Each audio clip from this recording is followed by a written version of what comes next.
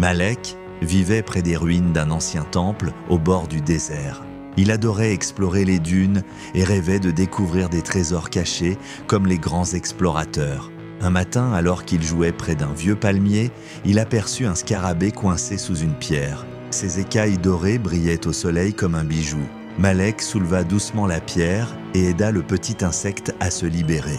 Le scarabée resta un instant immobile, puis grimpa sur sa main et « Par là !»« Merci Malek !» dit le scarabée. « Je suis Khépri, gardien du royaume oublié d'Ankhamon. Tu m'as sauvé et pour cela, je te confie un secret. » Le scarabée guida Malek jusqu'à une ancienne stèle gravée. En la touchant, un passage s'ouvrit dans le sol, révélant un escalier lumineux menant dans les profondeurs de la terre. En bas, Malek découvrit une cité souterraine splendide, avec des pyramides de cristal, des palmiers lumineux et des animaux qui parlaient. Des chats sages en toge, des faucons brillants et des cobras dansants vinrent saluer Malek. Tous le remercièrent d'avoir libéré leur gardien.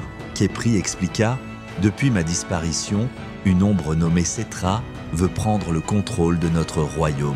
Seul un cœur pur peut l'arrêter. » Un ancien prêtre chacal remit à Malek un collier en forme de scarabée. « Il te guidera dans les épreuves, dit-il. » Pour poursuivre, Malek dut résoudre une énigme inscrite sur une colonne magique. « Je suis toujours là, mais on ne me voit pas.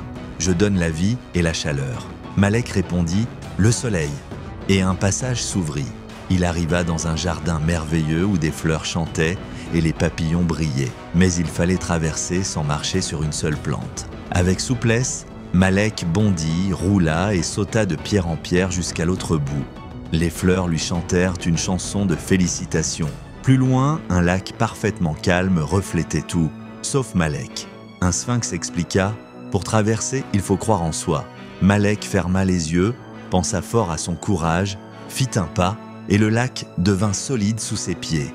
Au bout du chemin, une silhouette noire l'attendait. C'était Cetra, l'ombre menaçante. « Tu n'es qu'un enfant, grogna-t-elle. Le collier de Malek se mit à briller. « Ce n'est pas la force qui compte, dit-il. C'est la bonté, la bravoure et l'amour. » Une lumière dorée jaillit du collier, repoussant l'ombre et illuminant tout le royaume. Cetra disparut dans un souffle de sable. Le roi lion d'Ankhamon vint saluer Malek. « Tu es désormais un protecteur de notre monde. » Khépri raccompagna Malek à la surface près du palmier. « Quand tu auras besoin de nous, touche ton collier, » lui souffla-t-il. De retour chez lui, Malek regarda le désert. Il sourit. Il n'avait pas seulement trouvé un royaume magique, mais aussi le courage qui dormait en lui.